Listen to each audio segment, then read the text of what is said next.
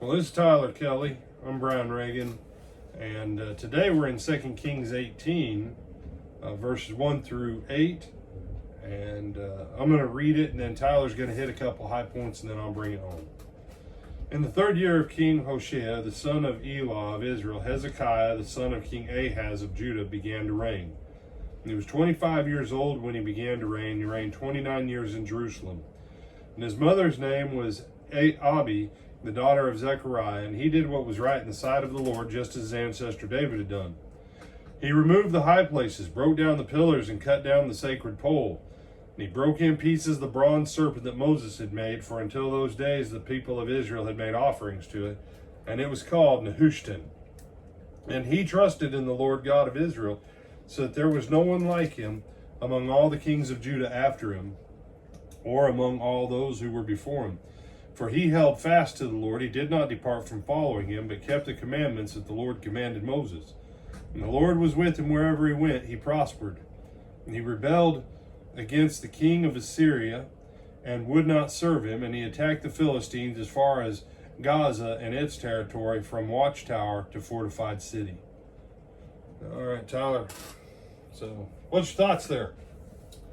Like I said, because I think it's been the past few kings of Judah, because we've had up and down, up and down, up and down kings. We've had a couple of good ones like Uzziah and Jotham, and then we've had some miserable ones like Ahaz and a couple of the other kings that we've had in the meantime.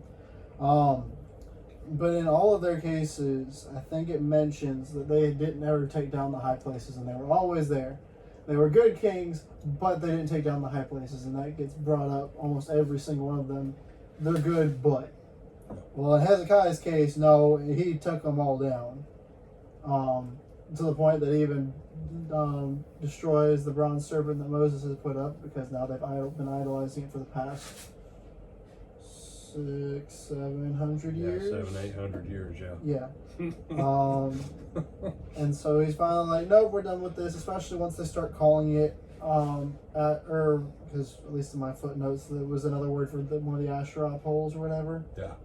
So you start calling the thing that was made because God told Moses to make it, and you're calling it after a false god.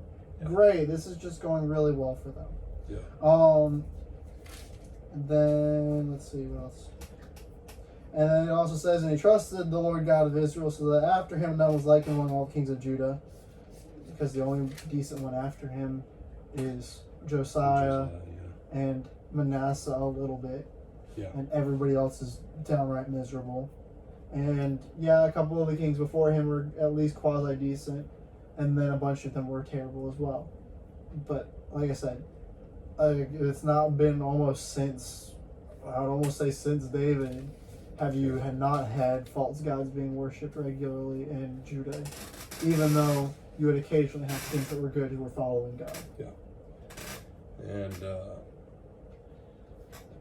And with Nehushtan, or with the bronze serpent that Moses made, keep in mind the visible means of salvation for Israel in the wilderness became a point of idolatry.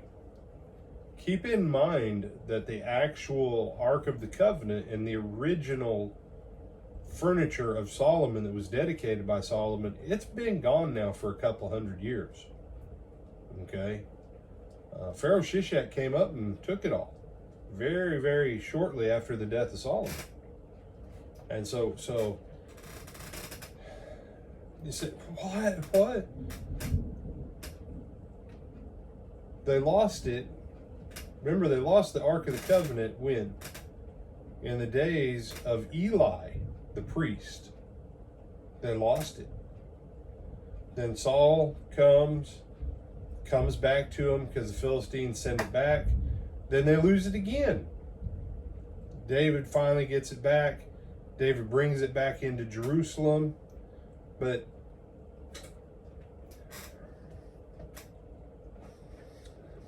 people have this problem. They worshipped the box that was the Ark of the Covenant and had faith in the box, not in the one who made the box holy. They worshipped the bronze serpent because it was a powerful object of salvation, not the one who made the object valid for that purpose. And this is a point where faith differentiates, that when people go, God would never, Israel had less time from the days of Eli to the death of Solomon. The Ark of the Covenant was not in the tabernacle or temple more than it was, because of their idolatry over it.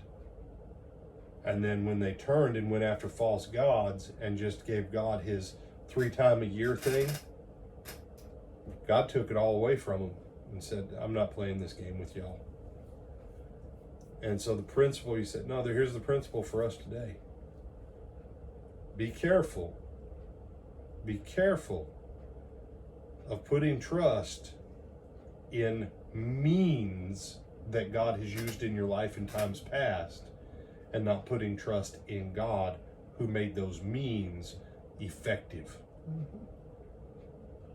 And Hezekiah's one glitch will be because for a moment he focused on the things. And as soon as he realized what he did, he put his focus right back on the Lord. And that's one of those difference makers with Hezekiah versus every other king, as Tyler was pointing out. So with that, come back this evening, 7 o'clock, live or on the live stream, our Wednesday evening series on the Psalms. Wednesday evening series on the Psalms, hosted by our brother Greg Edwards, one of our deacons here at the Lake Butler Church of Christ. We look forward to seeing you then.